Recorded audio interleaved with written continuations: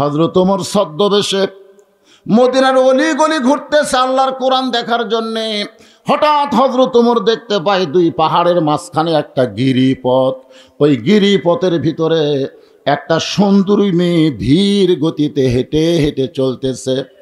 একটা সুন্দরী মেয়ে, জোরে কান কি মেয়ে? যেই মেয়ের সামনেও কোনো মানুষ নাই, পেছনেও কোনো মানুষ নাই।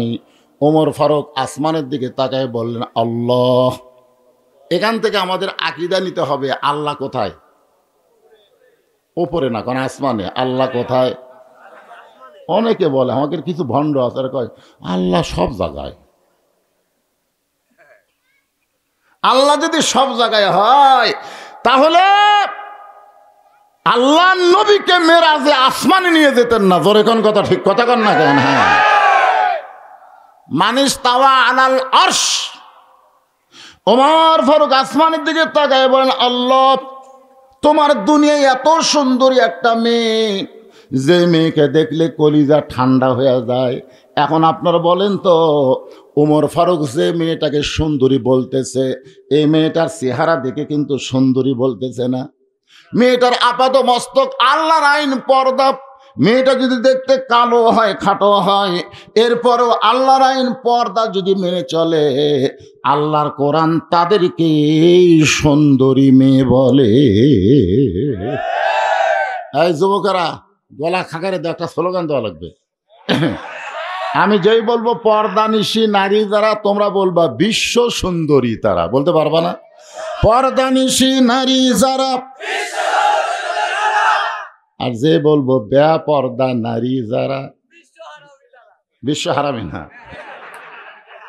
বলবা বিশ্ব বেহায়া তারা। বেপর্দা নারী যারা,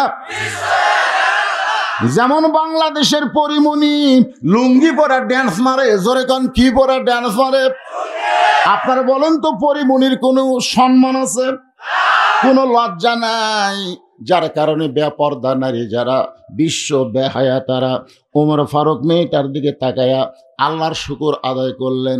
আস্তে আস্তে মেয়েটার নিকটে গিয়ে সালাম দিয়ে বললেন, মা, এ নির্জনের পথে তুমি একা একা চলতেছ, তোমার সামনেও কোনো মানুষ নাই, পিছনেও কোনো মানুষ নাই, তোমার অন্তরে কি কোনো ভয় ডর লাগতেছে না? মেয়েটা হেজাবের ভিতর থেকে বলে, পথিক, তুমি কি হযরত ওমরকে চিনো? সুবহানাল্লাহ খান। মেয়েটা কাকে বলতেছে? ওমরকে বলে, পথিক, তুমি কি হযরত ওমরকে চেনো? ওমর যেদিন থেকে আল্লাহর কোরআন দিয়া রাষ্ট্র চালায়, সেদিন থেকে পৃথিবীর এক প্রান্ত থেকে আর একটা প্রান্তে একটা মহিলা চলবে, তার অন্তরে আল্লাহ ছাড়া আর কারো ভয় থাকবে না। সেদিন ষোড়শী নির্জন পথে যাবে, কোনো জন কটু কথা কবে না। পথে আর প্রান্তরে সম্পদের মোহে পড়ে খুন আর রাহাজানি হবে না। সবাই বলেন, যদি মেনে চলি কোরআন। বলেন, যদি মেনে চলি কোরআন আর রাসূলের বিধান, সকলেই শান্তিতে থাকবে। বাংলার আকাশে কলেমার পতাকা যেদিন দুলবে। মেয়েটা বলে, পথিক, তুমি কি হযরত ওমরকে চেনো না? যদি হযরত ওমরকে চিনতা তাহলে এরকম বেসাইজা কথা বলতা না। আল্লাহর কোরআন দিয়ে যখন রাষ্ট্র চলে, তখন পৃথিবীর এক প্রান্ত থেকে আর এক প্রান্তে একটা মেয়ে যাবে, ওই মেয়েটার কলিজায় কেবলমাত্র ভয় থাকবে কার? আর বর্তমানে যদি আপনারা এই দুর্গাপুর মডেল মসজিদে জোহরের নামাজ পড়বার যান, আর যদি 2000 টাকার জুতা আপনার পাঁও থাকে, আপনি বলেন তো, মসজিদের দরজায় জুতা রাখবেন না হাতত নেবেন? কার হয়? জোরে কন, কার হয়? আসলে চোর কি খুব বেশি? মাত্র গোটা 2 চোর মসজিদের চারিধার ঘরে আর কয়, হামাকের ভয়ে সব ভালো জুতা ভিতরে ঢুকছে, আমাদের ভয়ে। মানুষের তৈরি আইন দিয়ে যখন রাষ্ট্র চলবে, তখন চোর ডাকাতের মশান বানিয়ে দেবে। জোরে কোন কথা, ঠিক কি না? আমাকের ভয়ে দরজার তালা দিছে, আমাকের ভয়ে। আর আল্লাহর আইন দিয়ে যখন রাষ্ট্র চলবে তখন গোটা পৃথিবী অনুবীক্ষণ যন্ত্র দিয়ে খুঁজলেও চোর দেখা যাবে না। জোরে কোন কথা ঠিক কিনা? একটু মনোযোগ দিয়ে শুনবেন। ওমর ফারুক বললেন, মা তুমি যে ধীর গতিতে চলতেছ, আমার মনে হয় তোমার ভিতরে কোনো দুঃখ লুকে আছে, কারণ তুমি খুব ধীরে ধীরে হাঁটতেছ। এ হাঁটা দেখে মনে হয় তোমার ভিতরে দুঃখ লুকে আছে। মেয়েটা বলে, প্রতিক্রে আমি আসলে একজন দুঃখী নারী। আজকে 6 দিন হলে হযরত ওমরকে আমি খুঁজে বেড়াই। যদি ওমরকে পাই তাহলে আমার দুঃখের কথা একটু বলবার চাই। ওমর ফারুক একটু মস্করি করে বললেন, মা ওমর হলো অর্ধ পৃথিবীর খলিফা, সেই ওমরকে তুমি 2 পাহাড়ের মাঝখানে খুঁজতেছো। ওমরকে যদি পাওয়ার চাও তাহলে সংসদ ভবনে যাও, গণভবনে যাও, বঙ্গভবনে যাও। এগুলো ভবনে না গিয়া 2 পাহাড়ের মাঝখানে তুমি ওমরকে খুঁজতেছো। ওমর কি গরু ছাগল নাকি? মেয়েটা বলে, পথিক রে, তুমি জানো না আল্লাহর কোরআন দিয়ে যখন রাষ্ট্র চলবে তখন নেতা খোঁজা লাগবে না, বরং নেতারাই দুঃখী মানুষকে খুঁজে বেড়াবে। এই কোরআন দিয়ে যখন রাষ্ট্র চলবে তখন এমপি খোঁজা লাগবে না, এমপিরাই আপনাকে খুঁজবে। জোরে কোন কথা ঠিক কিনা? যেমন ভোটের আগে উপজেলা চেয়ারম্যান দাঁড়াবি খুঁজ বেড়াচ্ছে, আমাদের বাংলাদেশে ভোটের আগে নেতাকে রেজা চরিত্র হয় ভাই। আমার এলাকার এক নেতা ড্রাইভারকে বলছে ব্রেক কর, তো ড্রাইভার বলতেছে, নেতা সাহেব কেউ তো নাই, ব্রেক খেন, দেখো ফ্রাস না কি আসতেছে। ওটা না ফকির। এই পাগলা, ভোটের আগে ফকির কিরে, থামা। নেতা গাড়ির থেকে নেওয়া, তাও ফেরানো গাড়ি, গাড়ির থেকে নেওয়া, সালাম দেয়, আসসালামু আলাইকুম চাচা কেমন আছেন। ফকির খালি চারিদিকে থাকে। নেতা কয়, চাচা কি খোঁজেন? ফকির বলে, তুমি কাক সালাম দিলে? বলে, আপনাকেই দিলাম, কারণ ভিক্ষা করে খাই, তাই ভোটের আগে আপনিও জাহামু। তাই বাংলাদেশের নেতাগুলো ভোটের আগে ভালো হয়, আর আল্লাহর কোরআন দিয়ে যখন রাষ্ট্র চলবে দুঃখী মানুষ কোনদিন নেতা খোঁজা লাগবে না, নেতারাই দুঃখী মানুষকে খুঁজে বেড়াবে। আল্লাহর কোরআন দিয়ে যখন রাষ্ট্র চলবে তখন কোনো গরিব মানুষ ধনী বাড়ির দরজায় যাওয়া লাগবে না, বরং ধনীরাই গরিবের দরজায় দরজায় ঘুরবে। কারণ ধনীদের উপর আল্লাহর আইন হলো 2.5 টাকা গরিবক না দিলে তুই জাহান্নামে যাবি। কয় টাকা? এখন ওরা আছে 10 লাখ টাকা, কারো আছে 10 কোটি টাকা, একজনের 100 কোটি টাকা। এক ব্যাগ টাকা লিয়া জাকাতের গরিবের দরজার দরজার ঘুরতে থেকে, ভাই রে ভাই ভাই, গরিব কয় মাফ কর, মাফ কর। কি বিপদে পড়লাম রে। ধনী না হয়ে যদি গরিব হতাম তাহলেই ভালো হতো রে। 7 দিন ভরে ওই 1 ব্যাগ টাকা লাগে ঘুরছে, একটা গরিবও দরজা খুললে। মনের দুঃখে যাচ্ছে মরুভূমি। দেখি তো কোনো গরিব পাই কিনা, যাতে গাছের ছায় একজন বস্তা মাথার দিয়ে ঘুম পাড়তেছে। ওই গরিব মনে করে সালাম দিয়ে, আসসালামু আলাইকুম, ওই লাভ 2 টাকা আলহামদুলিল্লাহ। এই পাগলা, তোকে সালাম দিলাম, ও আলাইকুম আসসালাম না বলে আলহামদুলিল্লাহ কি রে? 1 বস্তা টাকা 15 দিন হলে ঘুরতেছি, গরিব নাই তো। গরিব মনে করে আল্লাহর শুকর আদায় করছি। আমি ঘুরি 7 দিন, তুই ঘুরিস 15 দিন, তাহলে গরিব গেল কোথায়? আল্লাহর পক্ষ থেকে বলা হচ্ছে, রে দুনিয়ার মুসলমান, সুদ ভিত্তিক অর্থনীতিকে দাফন করে দিয়া যাকাত ভিত্তিক অর্থনীতি যখন চালু হয়ে যাবে, ওই দেশের জন্য আল্লাহ তাআলা গজবের দরজা বন্ধ করে দিবে।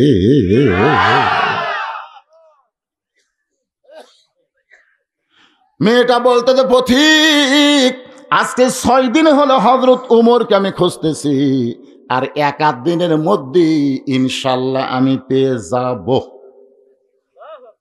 কয়দিন হলো খুঁজতেছি? আর 1-8 দিনের মধ্যে হযরত ওমরকে আমি পেয়ে যাব ইনশাআল্লাহ। আপনারা বলেন তা মেয়েটা হযরত ওমরকে পাইছে কি পায় নাই? ওমর ফারুক বললেন, মা আমি হইলাম সেই ওমর। যেই বলছে আমি হইলাম সেই ওমর, মেয়েটা তখন মুস্কি মুস্কি হাসি আর বলতেছে, আপনি যদি সেই ওমর হন তাহলে চোরের মতন একা একা ঘুরতেছেন, আপনার কি চামচা নাই? জোরে কোন কি নাই? একটা চেয়ারম্যান ঘরে চৌকিদার লিয়া, উপজেলা চেয়ারম্যান ঘরে পুলিশ লিয়া, এমপি ঘরে পুলিশের গাড়ি লিয়া, জোরে কোন কথা ঠিক কিনা? আর সামনে 100 মোটর সাইকেল, পিছনে 100 মোটর সাইকেল। হ্যাঁ, আর আপনি অর্ধ জাহানের খলিফা সুরের মতন একা একা ঘুরতেছেন, আপনার কি চামচা নাই?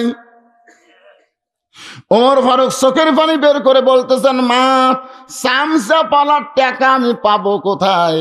কারণ চামচা পালবার গেলে টাকা লাগবে, এই টাকা তো আমার নাই।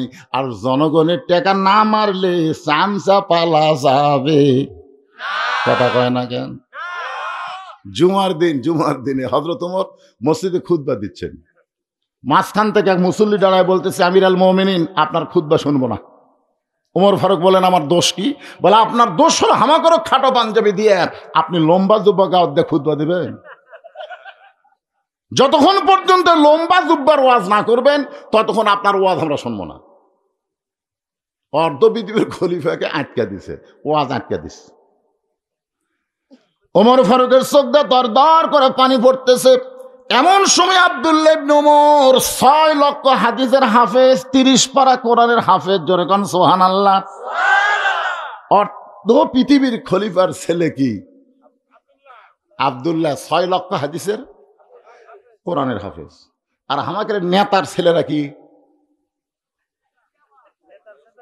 শোনেন, খালি 10টা এমপির ছেলে যদি নুরানি মাদ্রাসার ছাত্র হয়, সরকার নুরানি মাদ্রাসাকেও প্রাইমারির মতন টাকা দিতে বাধ্য হয়ে যাবে। তোর কোন কথা ঠিক না?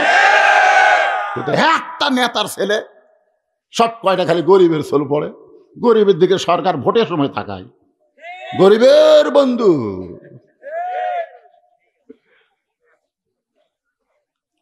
আল্লাহর বান্দার একটু মনোযোগ দিয়ে শুনবেন। আল্লাহর কোরআন যে কতটুকু দামি ওষুধ, কত বড় জাদু, এইটা বোঝানোর জন্য আপনাদের সামনে বলতেছি। ওমর ফারুক বললেন, মা আজ কথা বলতেছি। আব্দুল্লাহ ইবনে ওমর বাবার পাশে গিয়ে বলে, রে নবীর সাহাবীরা, তোমরা খাটো পাঞ্জাবি হলেও তো নতুন কাপড় পরেছো, আমার পরনের দিকে তাকায় দেখো নতুন কোনো কাপড় নাই। উসমান গনি বললেন, আব্দুল্লাহ আজকে জুমার দিনে সবাই নতুন কাপড় পরেছে, তুমি কেন পুরাতন কাপড় পরেছো? আব্দুল্লাহ বলতেছে, আমি যদি নতুন কাপড় পরতাম তাহলে আমার বাবার জুব্বা লম্বা হতো না। আমার যতটুকু নতুন কাপড় ছিল সেই কাপড় বাবাকে দান করার পর বাবার কাপড় আমার কাপড় একত্র করে বাবা লম্বা জুব্বা পরে খুতবা দেয়। এখন বলো খুতবা শোনা যায় কিনা যায়? সমস্ত মুসল্লি কান দেয়ার বলে, আল্লাহ তোমার কোরআন দিয়ে যখন রাষ্ট্র চলবে তখন এমন ভালো নেতা মুসলমান দেখতে পাবে। ওমর ফারুক বললেন, মা 6 দিন হলো আমাকে খুঁজতেছো, কি দুঃখ নিয়ে খুঁজতেছো? তোমার দুঃখের কথা একটু শুনবার চাই। মেয়েটা বলতেছে, আমির আল মুমিনিন, আমার জীবনের সবচাইতে বড় দুঃখ হলো আমি 6 বছর বয়সে ঈমান গ্রহণ করেছি। একটু মনোযোগ দিয়ে শুনবেন। আমি মাত্র 6 বছর বয়সে ঈমান গ্রহণ করেছি। শুধু ঈমান গ্রহণ করার অপরাধে জালেম সরকার আমাকে 12 বছর জেলখানায় বন্দি রেখেছে। সকালবেলা 3টা করে চাবুক, বিকালবেলা 3টা করে চাবুক। আমার দেহের এমন কোনো জায়গা নাই যে জায়গায় চাবুকের আঘাত লাগে নাই। আপনারা বলেন তো, আপনি সে কি করে শুরু করলেন ভাইরে? বন্ধ করেন, বন্ধ হবে না, হয় না? একটু মনোযোগ দিয়ে শোনেন। মেয়েটার অপরাধ কি? না না, ঈমান পড়িছে না, ঈমানের কলেমা গ্রহণ করার অপরাধে জালেম সরকার, ধরে বলেন কি সরকার? জালেম সরকার আমাকে 12 বছর জেলখানায় বন্দি রেখেছে। সকালবেলা 3টা করে চাবুক, বিকালবেলা 3টা করে চাবুক। আমার দেহের এমন কোনো জায়গা নাই যে জায়গায় চাবুকের আঘাত লাগে নাই।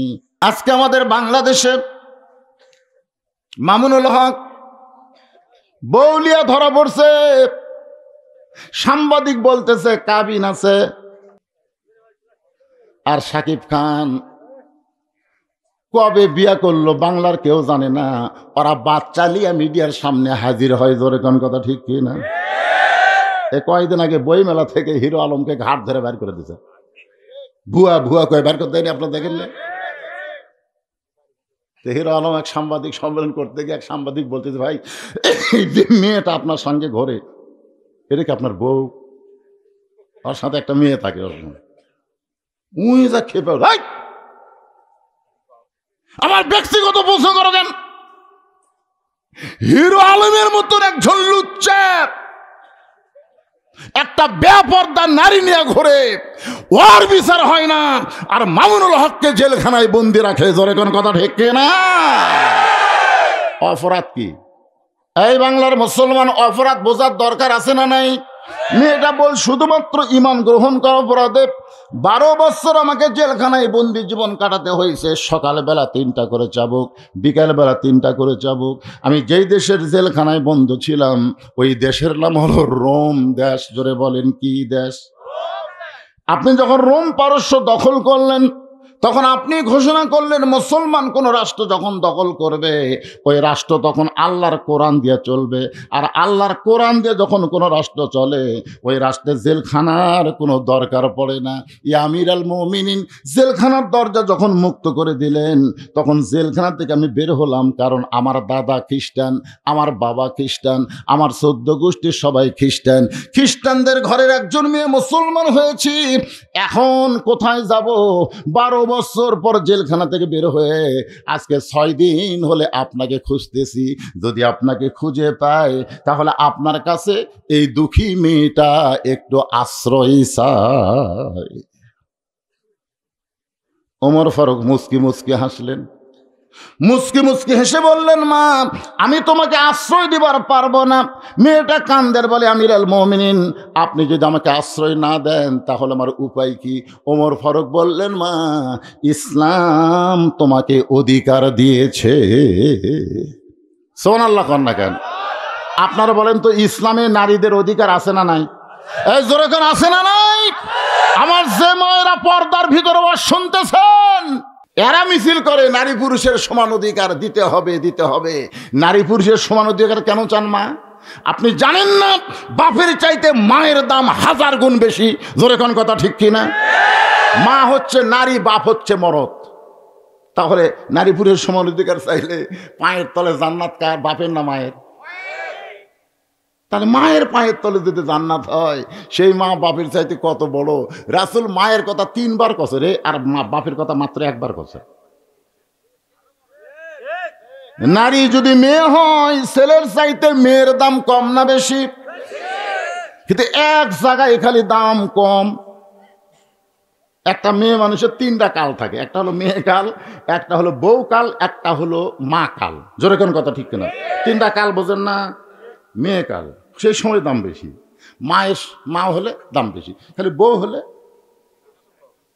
একটু কম নাই। আল্লাহ কোরআনে বলেছে, আর রেজালু কাওয়ামুনা আলান নিসা, পুরুষেরা নারীদের উপরে থাকবে। কোন পুরুষ? স্বামী বইয়ের উপরে থাকবে না। আপনারা নিচে থাকেন, কথা কন দেখেন। স্বামী বইয়ের উপর থাকবে না, এটা কার কথা? আল্লাহর কথা। পদ্মা নদীর চরে জ্বালানি অস্থায়ী ঘর বানাচ্ছে, চাটাইয়ের ঘর। ধরে কোন কিসের ঘর? ওই মাছ ধরে ওখান থেকে বিক্রি করে। ওই ঘরের দরজা আছে কিন্তু জানলা নাই, চাটাইয়ের ঘর তো। একদিন হঠাৎ উঠছে ঝড়, এত জোরে ঝড় উঠছে, খালি বালু হলে বালু হলে। এক সময় যারা বলতেছে, বউ রে আমার তো পেশাব লাগছে। বউ বলতেছে দরজা খোলা যাবে না, বালু এসে ঘর মেখে দেবে। তো ভাই তাহলে ঘরের এই এত বড় মানুষ ঘরের মধ্যে পেশাব করলে দুর্গন্ধ থাকা যাবে? স্বামী কয়, আমার যে পেশাব লাগলে করি কি? বউকে এক কাম করেন, আপনি আমার কান্দর চড়েন, কান্দর চড়ে এই সামান্য চাটাই সেট করেন, একটা সেট করে ওই দিক দিয়ে যন্ত্র বের করে পেশাব করেন। বইয়ের কান্দর চড়ে সামান্য চাটাই খাটে ওই দিক দিয়ে যন্ত্র বের করে পেশাব করছে। 1-8 ঘন্টা হয়, ঝড় থামে না। বউ কয়, আমারও তো পেশাব লাগলো রে। স্বামী কয়, ছিদ্র তো করাই আছে, কান্দর চড় কাম সার। এবার স্বামীর কান্দে চড়ে বউ যখন পেশাব করে, ছিদ্রতে পেশাব বাহিরে না যায়, স্বামীর বুকটা ভিজা যায়। স্বামী চিল্লায় বলে, বউ রে কোন জায়গায় পেশাব করিস, পরে কোন জায়গায়? বউ চিল্লায় বলে, মরার স্বামী জানো না সব জায়গায় সমান অধিকার চলে, সব জায়গায় সমান অধিকার চলে। তাহলে মেয়েদের অধিকার আল্লাহর কোরআনে আছে না নাই? আল্লাহ কোরআনে বলেছেন ওয়াসাইনাল ইনসানা বিওয়ালিদাইহি ইহসানান হামালাতুহু উম্মুহু। ও মা, যারা পর্দার অন্তরে বসে আছেন একটু মনোযোগ দিয়ে শোনেন। ওমর ফারুক বললেন, মা, ইসলাম তোমাকে অধিকার দিয়েছে। মেয়েটা বলতেছে, আমিরুল মুমিনিন, ইসলাম আমাকে কি অধিকার দিল? ওমর ফারুক বলতেছে, এই মুহূর্তে তোমার বয়স কত?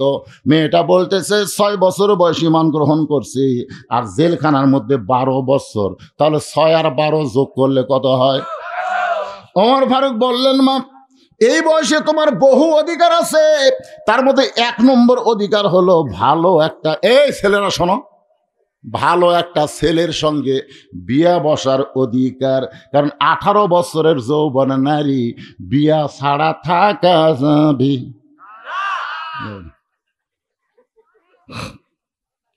কয় বছর? 1 নম্বর অধিকার হলো ভালো একটা ছেলের সঙ্গে বিয়া বসার অধিকার আছে। উমর ফারুক কিন্তু বলে নাই সুন্দর একটা ছেলের সাথে, এ কথা বলে নাই, বলেছেন ভালো একটা ছেলের সাথে। ভালো ছেলে বলার কারণে আমার মতন কালো মানুষ বউ পাছে, বউ পাছে। হ্যাঁ, যদি বলতো সুন্দর ছেলে, আমি জীবনে বউ পাতাম না, পাতাম। কিন্তু দেখেন ইসলাম কি, ইসলাম বলতে তো ভালো ছেলে যে 1 পয়সাও ডিমান্ড নেবে না, সমস্ত মহরা নগদ বুঝা দিবে। এখনকার ছেলের, আপনাকে রাজশাহীতে খবর কি জানি না, বগুড়া এক মেয়ের বাপ একটা মোটরসাইকেল কিনছে R15। আমি ওই বাড়ির বেড়াবার গেছি, যাই দেখি ভাই ওই ট্যাঙ্কি উঁচিয়া, বুঝলেন, ট্যাঙ্কি এরকম উঁচিয়া, সিট এটি নিচে, তারপরে পিছন থেকে আবার উঁচিয়া। আমি কইলাম, কে রে ভাই, এ কি বেসাইদা মোটরসাইকেল? জামাই একদম হুজুর। কে এরকম খেন? কই বুঝতেছেন না, এই জামাই আমার থেকে মোটরসাইকেল নিচ্ছে, এই জন্য আমি নিচের থমো, ওই এই নিচত বসে থাকবি, আর আমার মেয়ে পিছনে বসে উঁচিয়াত বসে ওর ঘাড়ের উপর হাত দিয়ে থাকবি। বাংলাদেশের কোন মেয়ের বাপ অন্তর থেকে কোনোদিন মোটরসাইকেল দেয় না। একটা কলেজের টুকরা মেয়ে কত কষ্ট করে লালন পালন করা লাগে, সেই মেয়েটা তোমাকে দিচ্ছে, তুমি উপহার স্বরূপ মহারণা নগদ খরচ দিবা। জোরে কোন কথা ঠিক কিনা? আর মহারণা সব বাকি, আমাদের এলাকার সব বাকি। হ্যাঁ, নাকফুল হয়, নাকফুল নগদ, যার মধ্যে সোনা আছে কিনা আল্লাহ ভালো জানে। কারণ নাকফুল কিনতে সোনা, বেচতে সোনা থাকে না। আল্লাহর বান্দার একটু মনোযোগ দিবেন। ওমর ফারুক বললেন, মা, তুমি একজন মেয়ে মানুষ, ভালো ছেলে কোথায় পাইবা? আমি একটা ভালো ছেলের খবর দেই, দেখো তো ছেলেটা তোমার পছন্দ হয় কিনা। মেয়েটা বলতেছে, আমিরুল মুমিনিন, তাহলে বলেন তো ভালো ছেলের খবর কি? ওমর ফারুক বললেন, 6 লক্ষ হাদিসের হাফেজ, 30 পারা কোরআনের হাফেজ, লম্বায় হলো 6 ফুট 2 ইঞ্চি, গায়ের রং ফর্সা, চাঁদের মতন চেহারা, বয়স হলো মাত্র 22 বছর। ছেলেটার নাম হলো আব্দুল্লাহ, আর বাবার নাম হলো ওমর। মাগো, আমার ছেলে আব্দুল্লাহর সঙ্গে তোমাকে বিয়া দিয়া, তোমাকে বৌমা বানায়া আমার ঘরে তোমাকে অধিকার দিবার চায়। আপনারা বলেন তো, অধিকার আছে না নাই? আমার আব্দুল্লাহর সঙ্গে তোমাকে বিয়া দিয়া, তোমাকে বৌমা বানায়া, কারণ বেটার বউ, রাজশাহীর লোকেরা কি কন, বেটার বউ কন না, বৌমা কন, বৌমা বানায়া আমার ঘরেতেই তোমাকে অধিকার দিবার চাই। মেয়েটা পর্দার ভিতরে খিলখিল করে হাসতেছে। ওমর ফারুক বলে, মা, তুমি কি পাগলি হলে নাকি, হাসো কেন? বলে, হাসার কারণ হলো আপনার আব্দুল্লাহর চাইতে ভালো ছেলে কি দুনিয়াতে নাই? ওমর ফারুক বললেন, মা, আমি খুঁজে দেখলাম আমার আব্দুল্লাহর চাইতে ভালো কোনো ছেলে নাই। মেয়েটা বলতেছে, আমিরুল মুমিনিন, আমি একটা ছেলের খবর দিব, দেখেন তো ছেলেটা কেমন। ওমর ফারুক চুপ করছে, কিরে 6 বছর বয়সে ঈমান গ্রহণ করে 12 বছর জেলখানায় বন্দি জীবন, সে ভালো ছেলের খবর কেমনে দিবে? ওমর মুচকি মুচকি হাসের বলে, মা দেখি তো তোমার ভালো ছেলেকে। মেয়েটা বলতে, ছেলেটার নাম হলো হোসাইন, বাবার নাম হলো হযরত আলী, মায়ের নাম হলো খাতুনে জান্নাত ফাতেমা, আর নানার নাম হলো মুহাম্মাদুর রাসূলুল্লাহ। এখন আপনি বলেন, আপনার আব্দুল্লাহ আর হোসাইন এই দুটার মধ্যে কোনটা ভালো? না না না, উমর ফারুককে মেয়ে বলতেছে। আপনি যে ভালো ছেলের কথা বললেন, এখন বলেন আপনার আব্দুল্লাহ আর হোসাইন এই দুইটার মধ্যে কোন ছেলে ভালো? সঙ্গে সঙ্গে উমর ফারুক চোখের পানি বের করে বলতেছেন, মা সাইদুস শাবাবে আহলেল জান্নাহ হাসান হোসাইন রাদিয়াল্লাহু তাআলা আনহুমা, জান্নাতি যুবকদের সর্দার হবে দুইজন, একটা হলো হাসান, একটা হলো হোসাইন। আমার আব্দুল্লাহর চাইতে তোমার বলা হোসাইন কোটি কোটি গুণ ভালো। মেয়েটা বলতেছে, তাহলে হোসাইনের মতন ভালো ছেলে থাকতে আপনার আব্দুল্লাহর সঙ্গে বিয়ে বসবো কেন? এমন কথা মেয়েটা বলেছে, হযরত উমরের চোখটা দর দর করে পানি পড়তেছে। বলতেছে, মা জীবনে কোনোদিন ঘটকালি করি নাই, আজকে প্রথম তোমার বিয়ার ঘটক হব। মেয়েটাকে নিরাপদ আশ্রয় দিয়ে উমর ফারুক পরন্ত বিকেল বেলায় হযরত আলীর বাড়ির দরজায়, আসসালামু আলাইকুম ইয়া আহলাল বাইত, আপনার মুসলমান কোনো মুসলমানের বাড়ির দরজাত গেলে খটখটি শব্দ না করে, চিল্লা চিল্লি না করে, রাসূলের সুন্নত হলো সর্বপ্রথম সালাম দেওয়া। জোরে কান, কি দেওয়া? সালামটা কিভাবে দিবেন? আসসালামু আলাইকুম ইয়া আহলাল বাইত। যখন গোরস্থানের পার্শ্ব দিয়ে যাবেন তখনই কিন্তু মুখ বন্ধ করে যাওয়া চলবে না, ওই জায়গায়ও কিন্তু সালাম দেওয়া লাগবে। আসসালামু আলাইকুম ইয়া আহলাল কুবুর, তার মানে সালামের প্রচলন ইসলামে আছে না নাই? ওমর ফারুক সালাম দিলেন, আসসালামু আলাইকুম ইয়া আহলাল বাইত আম্মা সাইলা ফালা তানহার। যেই ব্যক্তি সালাম দিছে সেই ব্যক্তি উমর হবে, কিন্তু ফকিরের আয়াত কেন তেলাওয়াত করলেন? আম্মা সাইলা ফালা তানহার, এটা হলো ফকিরের আয়াত। জোরে কোন কিসের আয়াত? আলী বের হয়ে বলতেছে, ওয়ালাইকুম আসসালাম ইয়া আমিরাল মুমিনিন, কবে থেকে আপনি ফকির হলেন? ওমর কান্দার বলে, আলী রে আজকে বড় ফকির হয়ে তোমার দরজায়। আলী বলতেছে, আপনি অর্ধ পৃথিবীর খলিফা হইয়া এই ফকির ফকির কেন বলতেছেন? ওমর বলে, আলী রে জীবনে কোনোদিন ঘটকালি করিনি ভাই, আজকে প্রথম ঘটক হইয়া তোমার দরজায়। তোমার হোসেনের ব্যাপারে আমি একটু ঘটকালি করতে চাই। আলী বলতেছেন, আপনার মতন মহান ব্যক্তি যদি ঘটক হয় তাহলে পাত্রী অবশ্যই ভালো হবে, কারণ ঘটক যদি ভালো হয়, আপনার বলেন তো পাত্র পাত্রী কি খারাপ হয়? আপনার মতন মহান ব্যক্তি যদি ঘটক হয় তাহলে পাত্রী অবশ্যই ভালো হবে। উমর ফারুক বলতেছে, রে আলী, আমি হোসেনের জন্য যেই পাত্রীকে নিয়ে ঘটকালি করতে চাই, ওই পাত্রীর 1 নম্বর গুণ হলো 4 বছর বয়সে ঈমান গ্রহণ করছে। 2 নম্বর গুণ হলো 12 বছর ধরে, কোন কয় বছর ঈমানের পরীক্ষা দিয়েছে। সকালবেলা 3টা করে চাবুক, বিকাল বেলা 3টা করে চাবুক মারছে, তারপরও মেয়েটা ঈমান হারা হয় নাই। মেয়েটার 3 নম্বর যোগ্যতা হলো, আমার আব্দুল্লাহর সঙ্গে বিয়ে দিবার চাইলাম, কিন্তু আমার আব্দুল্লাহকে মেয়েটা চয়েস করে না, মনে মনে তোমার হোসেনকে করছে কামনা। আলী বলতেছেন, আমিরাল মুমিনিন, আমার হোসেনের জন্য এমন একটা বউ আমি খুঁজতেছিলাম। ওমর ফারুক দৌড়ে এসে আলীকে বুকের মধ্যে নিয়ে বলে, আলী রে আমার ঘটকালে আল্লাহ কবুল করেছে। এমন সময় হোসেন ঘরের ভিতর থেকে সালাম দেয়া বলে, ও মুরব্বীরা, আপনার যেভাবে কোলাকুলি করতেছেন মনে হয় বিয়া আপনারাই করবেন। আপনারা বলেন তো, উমর ফারুক রাস্তাতে গেলে শয়তান কয়দিন যায় না? সেই হযরত উমর আর আলীর সামনে হোসেন সালাম দিয়ে বলতেছে, যেইভাবে কোলাকুলি করতেছেন, আনন্দ করতেছেন, মনে হয় বিয়া আপনারাই করবেন। উমর ফারুক বলে, হোসেন আমি তোমার মুরব্বী, তোমার বাবাও তোমার মুরব্বী, আমরা 2 মুরব্বী মিলে যদি কোনো সিদ্ধান্ত নেই, বলতো সেই সিদ্ধান্ত তুমি কি গ্রহণ করবো না? হোসেন বলতেছে, আপনার 2 জন মুরব্বী আমি জানি, 2 জন মুরব্বীকে আমি সম্মান করি, কিন্তু আসল মুরব্বী হিসাবে আমি কেবল একজনকেই মানি, সেই মুরব্বী হলে আমার নানা। আমার নানা ছাড়া মানা আমার মতন মুরব্বী কিয়ামত পর্যন্ত পাওয়া যাবে না। আমার দয়াল বাবার দরবারেতে কেউ ফিরে না খালি হাতে। দুই কান্দে তুই ফেরেশতা দৌড়, আল্লাহকে দৌড়ে আসবে এই শালা কি কয় বোঝা যায় না একমুখী। এরকম জাকের আছে না নাই? এখানে হোসেন যেই কথাটা বলতেছে লাকাদ কানা লাকুম ফি রাসূলিল্লাহি উসওয়াতুন হাসানাহ, কুল আল্লাহ রাসূলকে বলতেছে, আল্লাহ বলেন ইন কুনতুম তুহিব্বুনাল্লাহ ফাত্তাবিউনি। মনে রাখছেন কথাটা? মনে রাখছেন? একটু মনোযোগ দিয়ে শুনবেন। আপনার দুইজন মুরব্বী আমি জানি, সম্মান করি, কিন্তু আসল মুরব্বী হিসাবে একজনকেই মানি, তিনি হলো আমার নানা। আমার নানা ছাড়া নিঃসন্দেহে কাউকে মানা যাবে। ওমর ফারুক বলে, হোসাইন তাহলে তুমি কি বলবার চাও? হোসেন বলতেছে, আমি যেই কথা বলতেছি আপনি একটু মনোযোগ দিয়ে শোনেন। ওমর ফারুককে বলতেছে, আজকে কয়েকদিন আগে আমি স্বপ্নে দেখলাম, রে এত রাত হচ্ছে আর ঘুম ধরে না? এটা এটা এটা পান খাচ্ছে না কি খারা?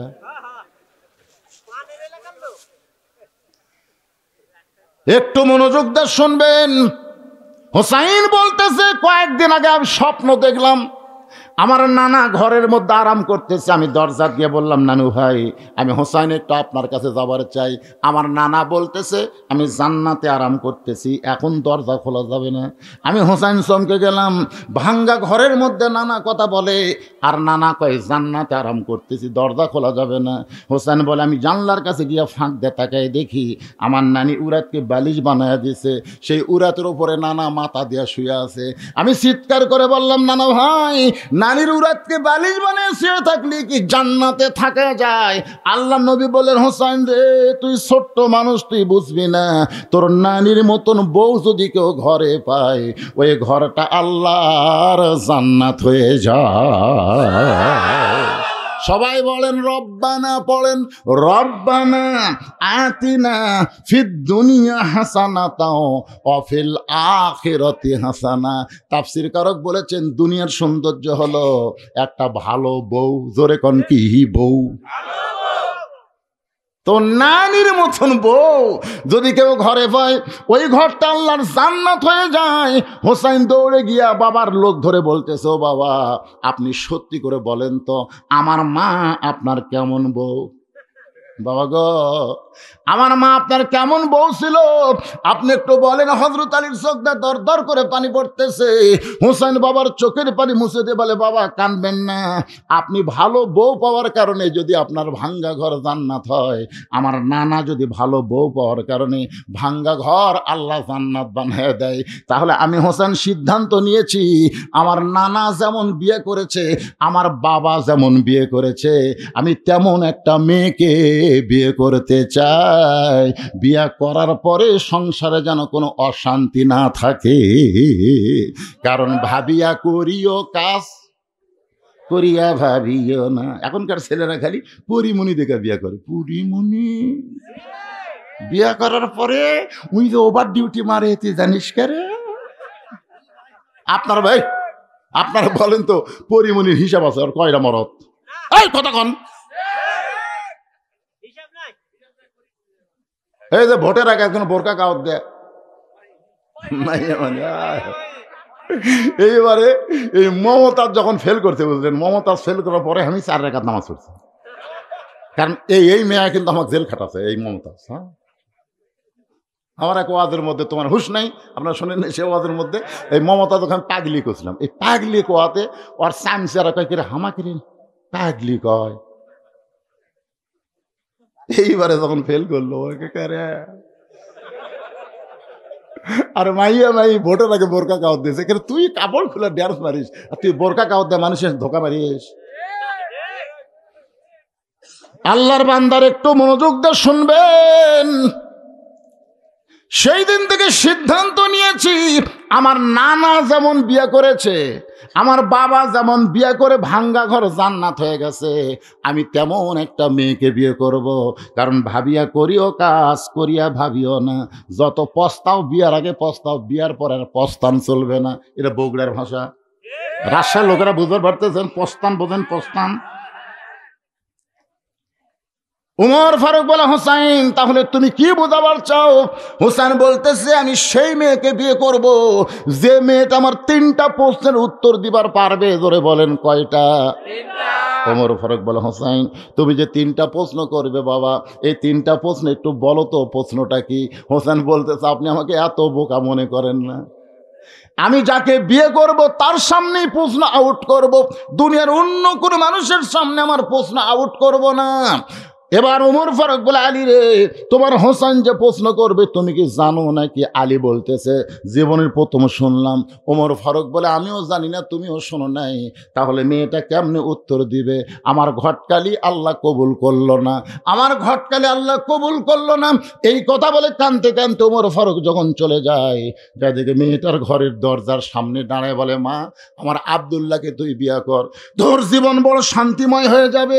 মেয়েটা বলতেছে, একটাবার শুধু বলেন হোসেনের চাইতে ভালো, আপনি শুধু বলবেন আব্দুল্লাহ হোসেন চাইতে ভালো, তাহলে আমার কোনো আপত্তি নাই। ওমর ফারুক বলে, মা, যেটা ভালো না সেটা কেমনে বলবো, কিন্তু তুমি যে হোসেনকে পছন্দ করো, সে হোসেন 3টা প্রশ্ন করবে, যে প্রশ্ন আমি জানি না, তার বাপ জীবনেও শোনে নাই, তাহলে তুমি কেমনে উত্তর দিবা? মেয়েটা ঘরের ভিতর থেকে বলে, আমির আল মুমিনিন, হোসেন কি 3টা প্রশ্ন করবে আমি জানি না, তবে আমার ঈমান বলতেছে আমি না পারলেও আমার আল্লাহ পারবে। লিল্লাহে তাকবীর। কি বলতেছে? কি বলতেছে? না না না, মেয়েটা কি বলছে? আমার ঈমান বলতেছে। ঈমান রে, আপনাকে ঈমান কি কয়? না না, এ পারা না, আমি অ্যাঙ্গেলে মার দিচ্ছি। আপনাকে ঈমান কি কয়? 5 তলা 2টা 1.5 লাখ টাকার খাট, 12,000 টাকার কম্বল, 9টার সময় ওরে তখন দিয়ে বলতেছে, আমার বাড়ি আমার ঘর, আমাকে নামাইকে। 2 কান্দের 2 ফেরেশতা বলতেছে, আল্লাহ এমন দোয়া পড়ে ঘুমালো, এক বলে নামানোর কেউ নেই। আল্লাহ কয়, চিন্তা করিস না, রাত 3টার সময় একটা ভূমিকম্প, মাত্র 40 সেকেন্ড, কয় সেকেন্ড? 40 সেকেন্ড একটা ভূমিকম্প আছে, ওই এত ফোর্সে নামছে, কম্বলের মধ্যে লঙ্গি খুলে আছে, ওটাও পড়ার টাইম পায়নি। ফেরেশতা বলতেছে, আল্লাহ নামাইলা নামাইলা, তাই বলে ন্যাংটা করে নামালা। আল্লাহ বলতে, জনগণ যখন পারবে না, আমার নামান এরকম ন্যাংটা করাই হয়। জোরে কোন কথা ঠিক না? এজন্য আমার সঙ্গে সকলে পড়েন, ইমানের দাবিতে সকলে বলবেন, তো ইজ্জুমান তাশা, বলেন তো ইজ্জুমান তাশা অত জিল্লুমান তাশা বিয়াদিকাল খায়র ইন্নাকা আলা কুল্লি শাইইন কাদির। সম্মান দেওয়ার মালিককে, অপমান করার মালিককে, ভালো মন্দর মালিককে, সমস্ত ক্ষমতার মালিককে।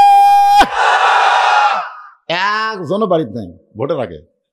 আমার এলাকার বগুড়া তো একজনও বাড়িতে নেই। আমাকে এলাকার এক লোক খুবই চালাক, উনি আবার গোরস্থানত একটা কবর খুঁড়িছে, নিচে খ্যাট দিয়ে, তারপর কম্বল দিয়ে ওই ল্যাব গাওয়ার দিয়ে শুয়ে থাকে। মাঝে মধ্যে বউ মোবাইল করে, খবর কি? পুলিশ 2বার ঘুরে গেল। ওই কবরত থাকে বলে, রে মানুষ মরলে কবরত থাকে রে, আর এই সরকার আমলে আমাকে জ্যাঁতাই কবরত থাকা লাগতেছে ভাই। বউ বলতে, চিন্তা করিস না, আমি এমন জায়গাতে আছি পুলিশের বাপেরও ক্ষমতা নেই, ধার দুধ ঘুরতেছে। আচ্ছা, গোরস্থানকে খোঁজায়, ওই আমার কবর মানে তার মধ্যে আরামসে ঘুম পাড়ে। ভোটের আগে আমাকে বগুড়ার যা আছে ভাই, আমিও 2 মাস বাড়ির যাইনি। আমি ওয়াজত না না, সময় কি, ওয়াজত থেকে নামতেই বউ মোবাইল করে, কোথায়? বলতেছি বাগমারা, আসেন না, যদিও আসেন অন্য কোনো জায়গার যান, বাড়ির যান, আসেন না, মগরিব থেকে কিন্তু ঘুরিচ্ছে। এমন ভাবে লুকে আসে, আর কোনো টেনশনই নাই। ইতিমধ্যে মনে করেন, বুঝানোর জন্য বলতেছি, ইমানের কথা বুঝানোর জন্য বলতেছি, আল্লাহ তাআলা আজরাইলকে বলছে, যা তো পুলিশের পোশাক পরে যা। ওই এখন পুলিশের পোশাক পরে কবরস্থানে এসে বলছে, কে রে? লাভ দিল, কে রে? এই জায়গা থামিয়ে আছি, তুই খবর দিল কে রে? আরে ভাই, আমি পুলিশ না রে, আমি আজরাইল।